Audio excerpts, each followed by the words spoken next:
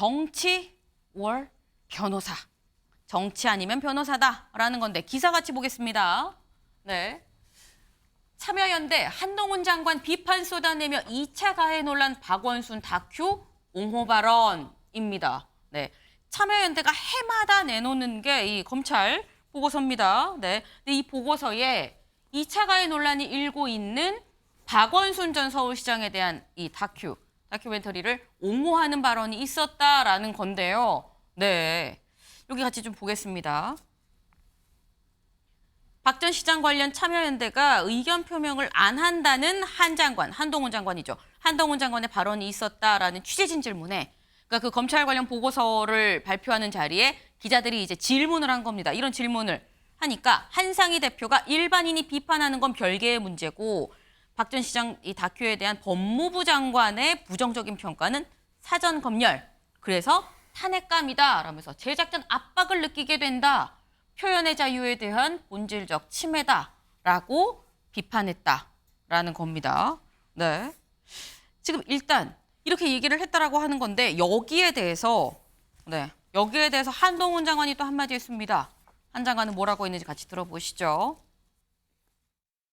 여태까지는 검찰이 정치적인 통치의 수단으로 동원되어 왔다고 한다면은 이 정부 들어서서는 이제 검찰이 통치의 수단이 아니라 통치의 주체로 자리매김되면서 스스로 권력의 주체, 정치의 주체로 등장하게 됩니다.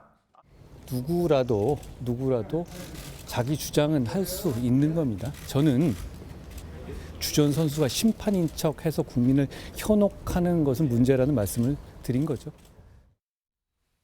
네, 지금 참여연대와 한동훈 장관의 설전이라고 얘기를 해야 될까요? 이런 기사도 있습니다. 참여연대 통치 주체가 된 검찰 견제 장치가 없다라고 얘기를 했는데 한동훈 장관은 들으신 것처럼 주전 선수가 심판인 척 국민을 현혹한다라고 얘기를 했습니다. 근데 이 참여연대와 한동훈 장관 그럼 어제만 충돌했느냐? 아닙니다. 시초는 볼까요? 네. 이 참여연대가 이 윤석열 정부 출범 1년을 맞아서 퇴출 대상 8명을 지목을 했습니다. 근데 그중에 1위가 한동훈 장관이었다라는 겁니다. 그러니까 한동훈 장관이 아니 왜 참여연대는 중립적인 척합니까? 라면서 비판을 했습니다. 그러면서 아니 참여연대 당신들 지난 정부에서 번호표 뽑아가면서 고위직에 그렇게 중요한 데 있더니 이제 와서 왜 중립적인 척합니까? 이 얘기를 한 겁니다. 그랬더니 다시 한번 또 정치 검사가 국민을 보호하는 척을 한다. 참여연대가 또 비판을 했죠. 여기에 대해서 한동훈 장관 진영을 안 가리고 나는 수사를 해왔다. 심판인 척 저쪽 편 선수였었는데 심판인 것처럼 국민 속이지 마라. 또 이렇게 얘기를 했습니다. 주거니 받거니. 네. 그래서 몇 라운드째인지 잘 알 수가 없는 정도까지 지금 계속 충돌을 하고 있는데 여기에 장해찬 최고위원이 또 SNS에 또 이런 글을 쓰고 올렸더라고요. 같이 볼까요? 참여연대는 한동훈 장관을 비판할 자격이 없다라고 얘기를 하면서 참여연대의 내로남불 리스트 그러니까 이 이른바 진보 진영이 잘못한 거에 대해서는 왜 비판을 안 합니까? 라는 그런 사안들을 뭐 박원순 전 시장, 조국 전 장관, 김남국 의원 등등등 해서 무려 28명의 리스트를 또 올리기도 했습니다. 네. 이게 지금 참여연대와 한동훈 장관의 뭐 대결 구도라고 표현을 해야 될지 잘 모르겠는데 최진영 변호사님 어떻게 보십니까?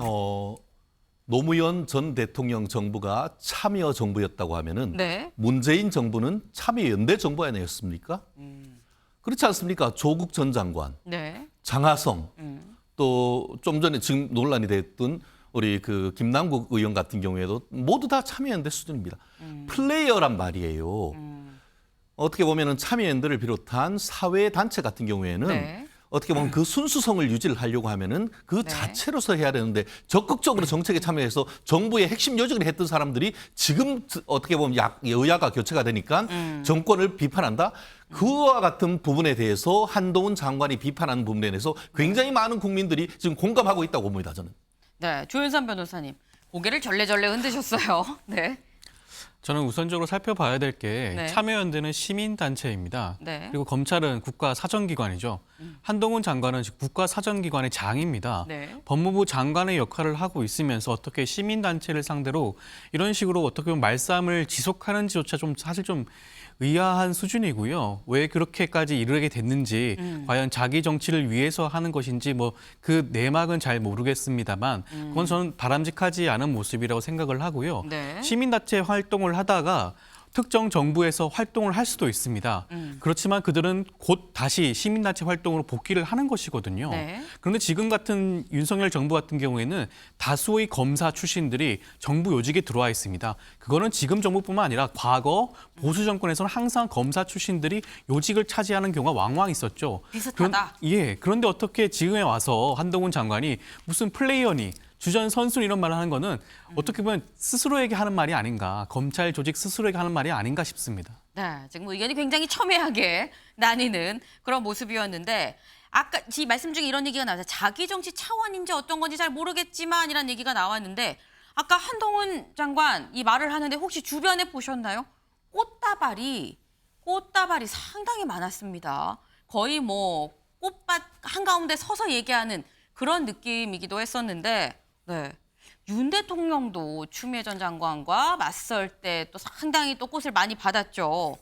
근데 여기에 대해서 요번은 아니고요. 한동훈 이 장관이 100일 때 박범계 전 법무부 장관이 또 이런 얘기를 했었거든요. 그 얘기를 들어보시죠.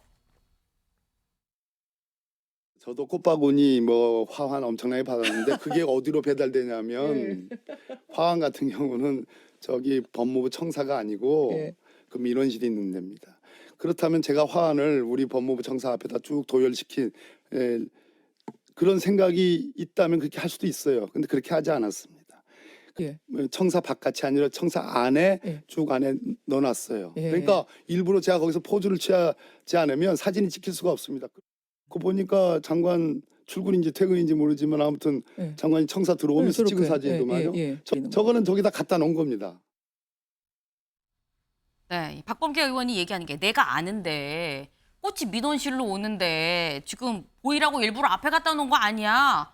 이렇게 얘기를 했습니다. 또 드는 생각 그러면 윤석열, 추미애, 한동훈 다 저희가 다 꽃다발 사진을 많이 봤거든요. 다 일부러 갖다 놓은 걸까요? 어떻게 보십니까?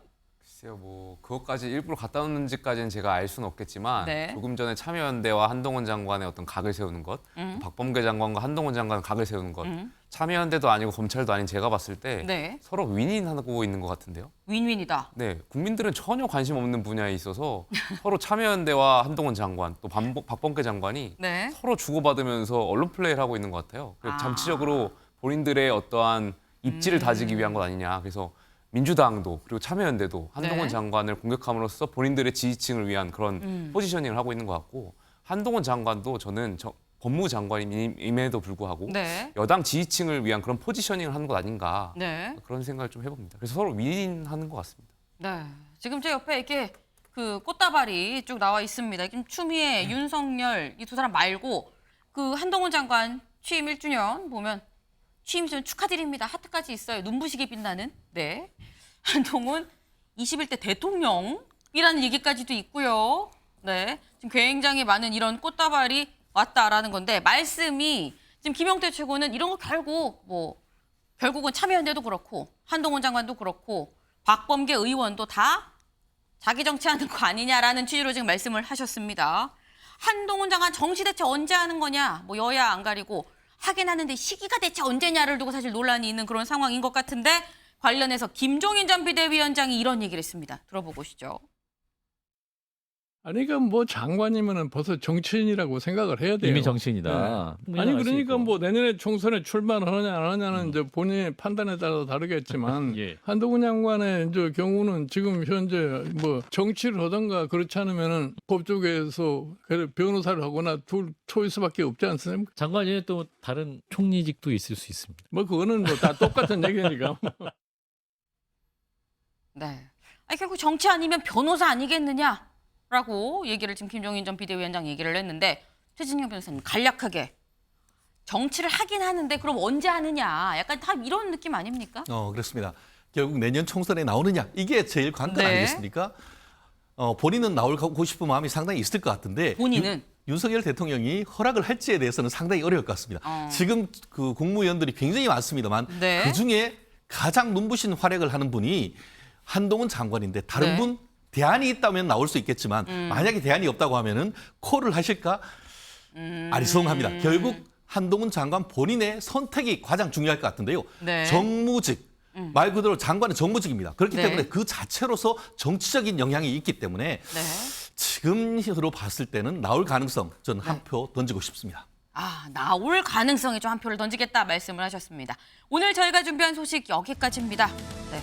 서울 지하철 요금이 하반기에 일단 150원 오르고요. 또 150원 또 올라서 한 300원 정도가 최종 오를 것 같다라는 보도가 오늘 있었습니다.